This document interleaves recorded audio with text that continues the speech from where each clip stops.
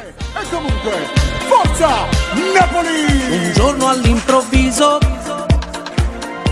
mi innamorai di te. Buonasera, voglio e forza Napoli sempre! Voglio, quando state a chisto, ma che ci fa questo con il ciubino in culo? Oh, senta, Safi, aspetta, mettiamo le carte in chiaro. Allora, stiamo a sentire, tu al governo, allora, tu al governo stai facendo belle cose.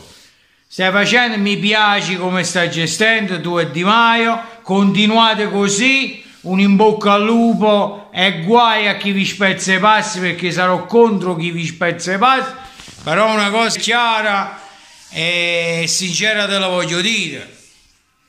Levate sta maglia a cuore, perché non mettere il dito nella piaga. Noi non ci dimentichiamo quello che tu cantasti nel 2009 alla festa della Lega, là, verso passati tanti anni, ok, ma quella maglia addosso a Giateni, oppure a gente come me che porta Napoli nel cuore, no tu, ricordatelo, no tu. Ti stimo e ti rispetto perché stai al governo e con Di Maio e stai facendo cose buone. Ok, continua così.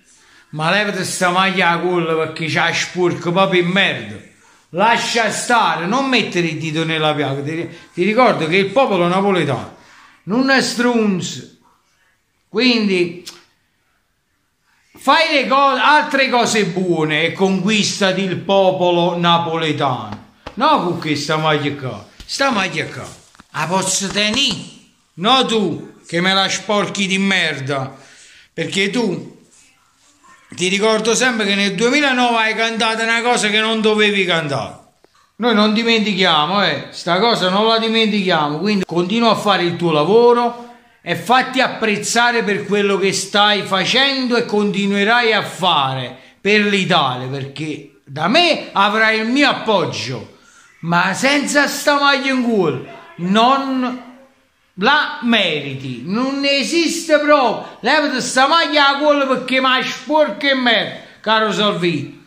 Il resto sono e ti appoggio a te e a Di Maio. Ma levati sta maglia a culo perché questa è una presa per il culo, perché noi non siamo stronzi, perciò fai più bella figura si da lieva.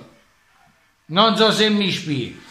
La maglia di Napoli in culo. Non ti ci fa proprio guardare, non ti niente in stomaco con a te la maglia di Napoli. Non te la concedo proprio questa maglia di Napoli.